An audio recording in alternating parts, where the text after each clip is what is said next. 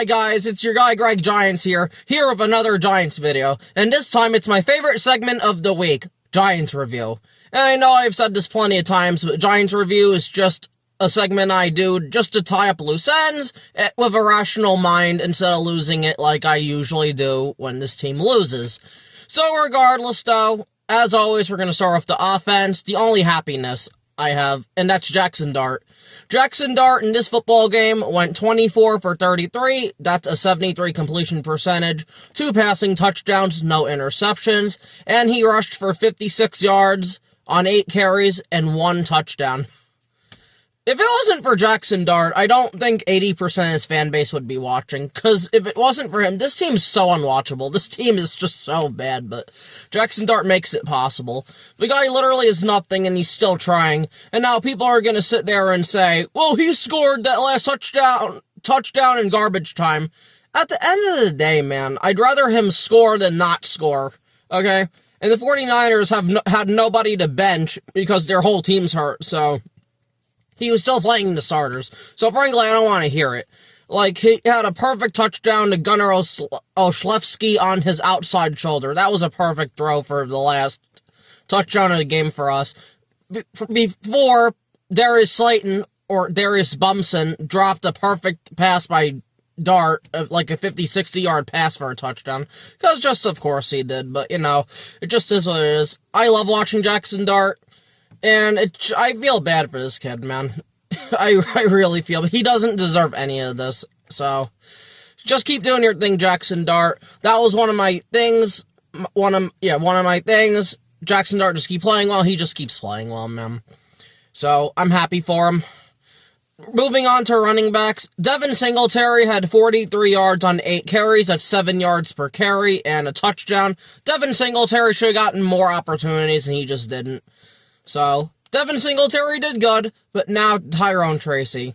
And that was another one of my ways for us to win. Tyrone Tracy needed to have a game for us, and he had the opposite of that.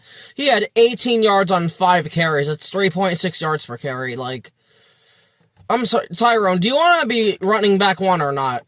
You have to do better than that, man. That was unacceptable, Like, what are you doing, man? Like, that was just absolutely dreadful, to a point where they just kept running the hot hand in Devin Singletary, who might not be on this team very soon, but still, it's just like, Tyrone, step your shit up. I know you're coming back from the broken shoulder, or I believe that's what it was, or it was an ankle. I forgot the injury, but, like, come on, man, you gotta do better. It's just unbelievable at this point, but, yeah, gotta step his shit up. Wide receivers now. Darius Slayton, 5 receptions for 62 yards, and then the drop touchdown, of course. So, just, you know, don't negatively impact the game, Darius. He negatively impacts the game every week he's in. I just can't, man. It's an actual joke at this point. He's just, Lord. Wan'Dale Robinson, 9 receptions for 46 yards. You know, barely did shit.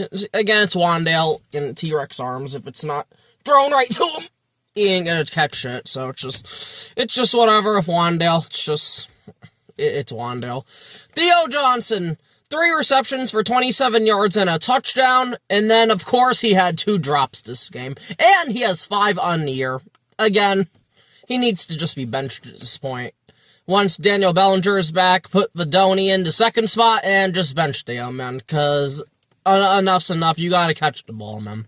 And it just makes me sick, because his touchdown at the beginning of the game, it was a beautiful touchdown. That's why we like Theo. We love Theo, but if you can't consistently catch the football, you can't be out there, and it's just that simple to me. Like, it's just as simple as that, man.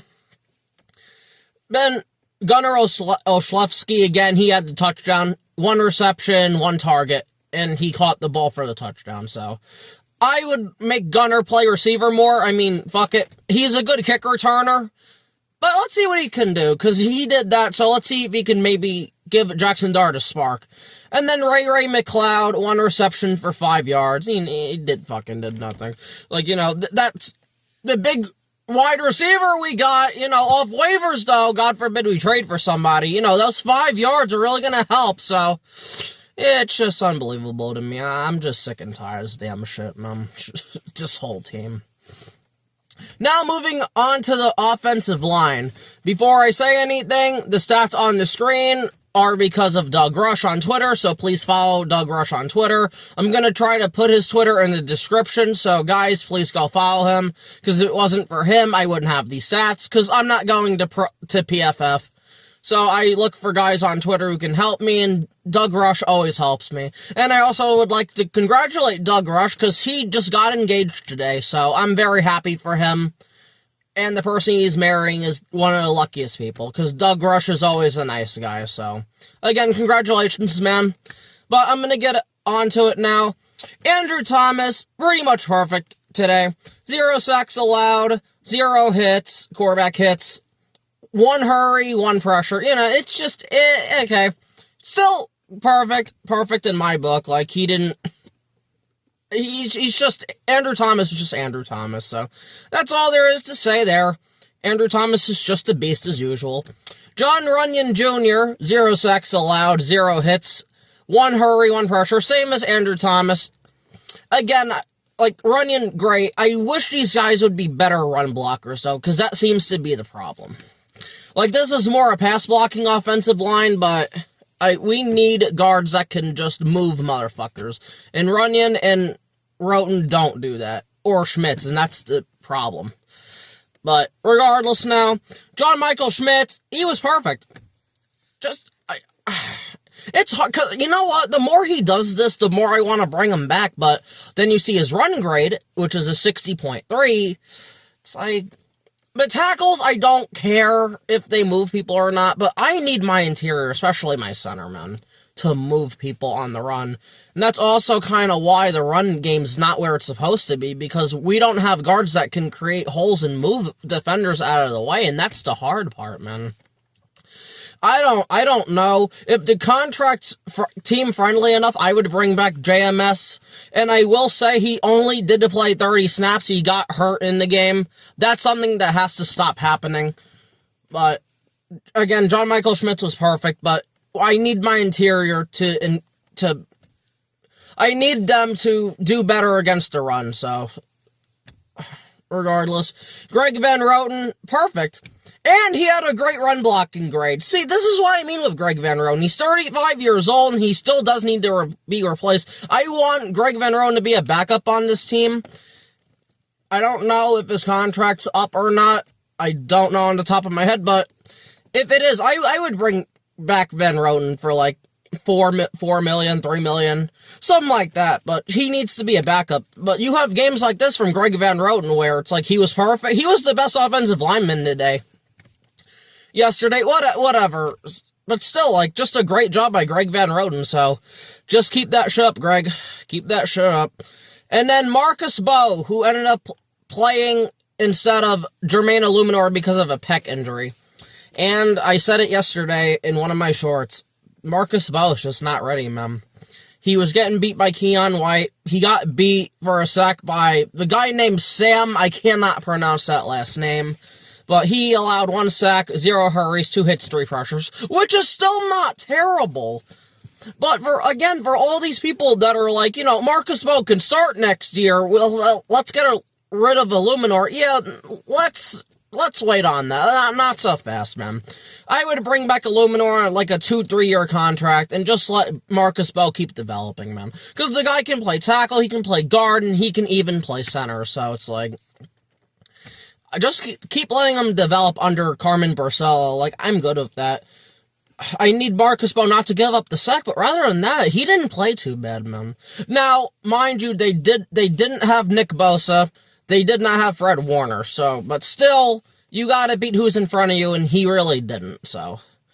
You know, and then, last but not least, Austin Slotman, who ended up taking over for, John Michael Schmitz with his 27 snaps. He was perfect. His run block grade was lower than John Michael Schmitz, but again, man, we need an athletic center. My ideal situation is to re-sign JMS, have him as a backup. We need an athletic center who can move people, man. We need interior guys who can move people. I like Runyon and Van Roten. They're not fast enough to pull and move people, and that's the problem. Just a big problem. Anyway, now moving to defense. And these stats are brought to you by Bobby Skinner from Giants Nation show, so I appreciate him. And if I could get my hands on these stats more, I'm going to try to use these every week, but subscribe to Giants Nation show. Bobby Skinner does such a good job with everything, with his Giant breakdowns, his offensive line breakdowns, which is my favorite. Him and, I forgot his name, his co-host, Grump something, I forgot his name, but they do a preview every Friday of the game, but still, go subscribe to them, man, because they do an awesome job on Giants football. Regardless, though, the Giants pass rush production, see, this is where I get mad now, against pretty much like a backup center. Trent Williams is an elite left tackle, so I'm not going to get too mad at, like, Burns and Thibodeau, whoever was on him for the majority of the game, but, like, regardless, though, Brian Burns, 1 sack, 1 pressure. Brian Burns is a beast, man. And a forced fumble. But he's a beast, man. This man should win Defensive Player of the Year, but he's just not going to because the team is fucking garbage. And the only players that get those awards are on teams with really good records, so it's just a damn shame, but Brian Burns is putting up an MVP/Defensive Player of the Year award year, and he's not going to get recognized for it. Rakeem Nunez-Roches, he had a sack. He did pretty good, so I'm proud of him, as a.k.a. Nacho. So good job, Rakeem. Roy Robertson-Harris, he had just a quarterback hit. Again, Roy Robertson-Harris, I'm not expecting a lot from. Like, it is what it is, man. Like, as long as he can tip passes and just, like, stop the run, I'm okay with that. He's 32 or 31 years old. You're gonna get what you get from Roy Robertson-Harris, so. Kayvon Thibodeau, 1 pressure. I believe he was on Trent Williams most of the game. It just sucks. I need Kayvon to win that matchup like 20 to 30% of the time, but again, he's not Aiden Hutchinson. He's never gonna be Aiden Hutchinson, so I just need to let that shit go already. I wish he would have did better, but when you go up against Trent Williams, I get it, man. Like, I'm not going to get mad at him for that. There's only so much you can do against a guy like that. Even though he's like 35 or 36 years old, he's still a great tackle. He's taking a step back because, you know, the age, but he's still great. Like, I love Trent Williams, man. And then last but not least, Clown Lawrence, a.k.a. Dexter Lawrence, his 1 pressure in the 4th quarter.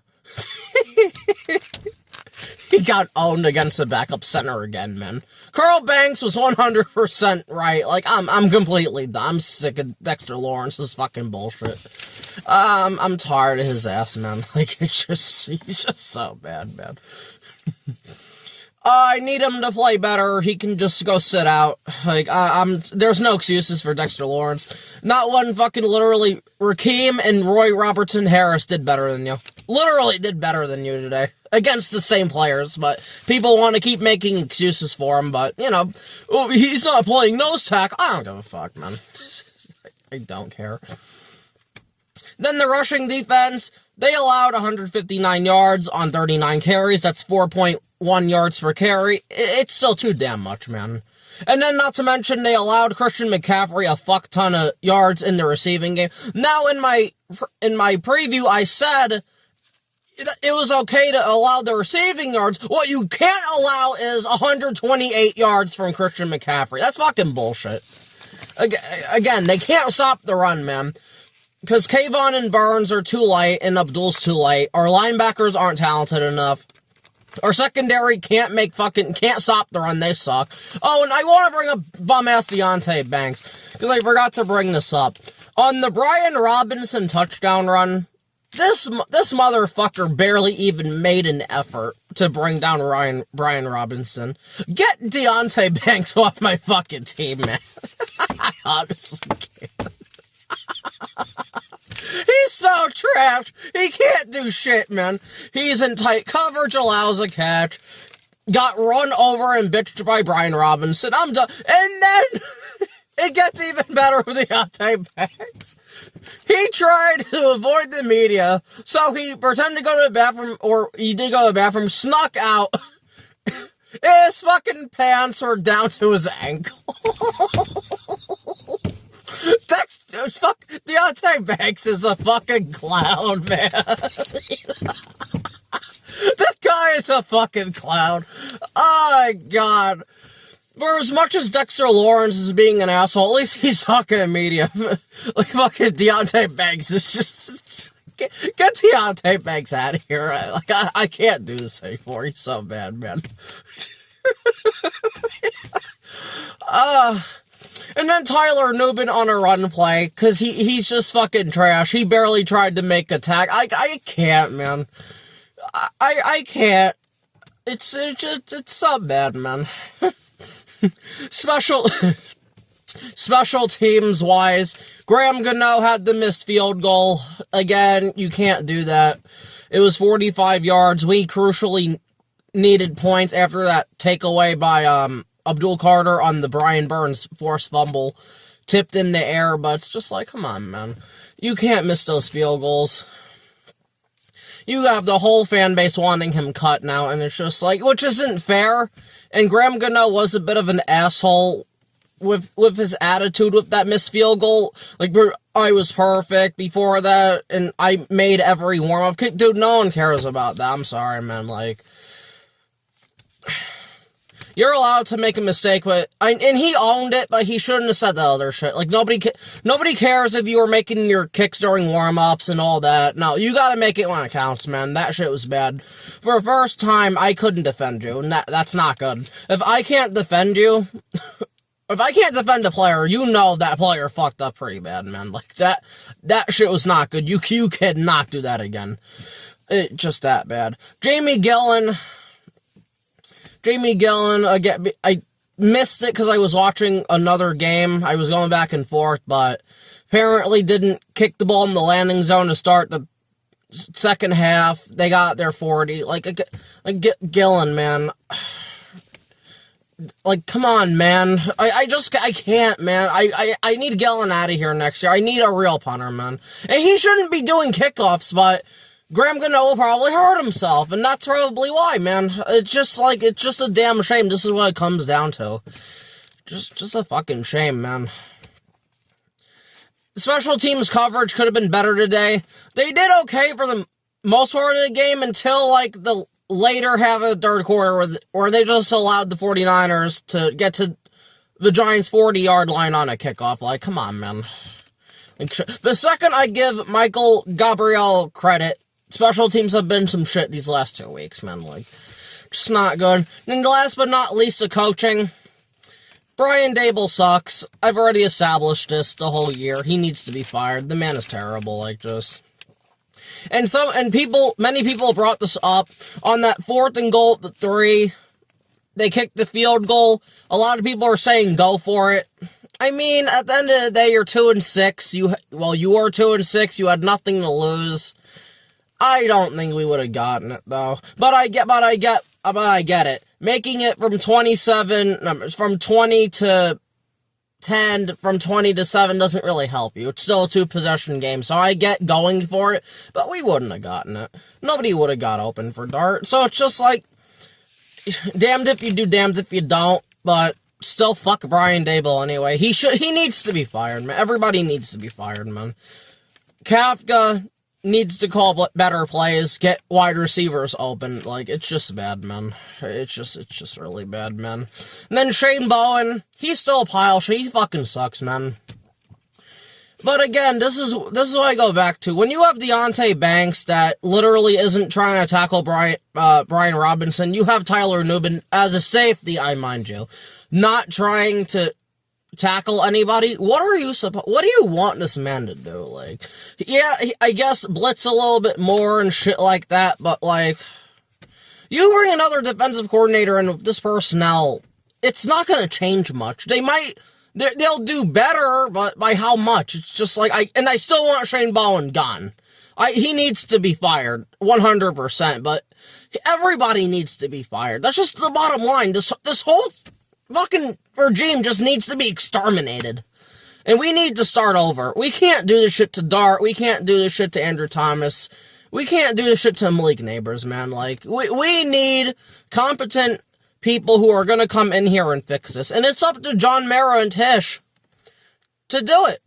You gotta hire the right people, and they haven't been able to for years. After Tom Coughlin, you had Jerry Reese and Ben McAdoo. Then you had freaking Pat Shermer and Dave Gettleman. Then you had Gettleman and Joe Judge. Then you had Brian Dable and Shane. It's just like, when you don't have ownership that knows what it's doing, everything else fucks up, man. We're not a well-run organization. That's just the bottom line. And besides getting lucky with George Young in the 70s, and then getting lucky with Tom Coughlin and Ernie Accorsi, we're just not a well-run franchise. The Maras don't know what they're doing. Whether it's Wellington, John, eventually Chris, like, it's just, they don't know what they're doing, man. That's a problem. When you have your nephew being the player or personnel guy, that's a problem, man. Like, you can't have that shit. And that's where it starts, ownership. Until they change and we hire the right people, this team's gonna still be some shit, whether we have Dart or not, man. Like, Dan Marino was a great quarterback, 1-0, because the Dolphins were a catastrophe. Like, Peyton Manning didn't win until, like, year 9 because the Colts are a catastrophe. Couldn't do shit, man. I mean, Rivers. Not really Rivers. His teams were stacked, but still, I'm just rambling at this point. That's gonna be it for me. This has been your guy, Greg Giants. Please like, share, and subscribe, and thank you for watching, and peace.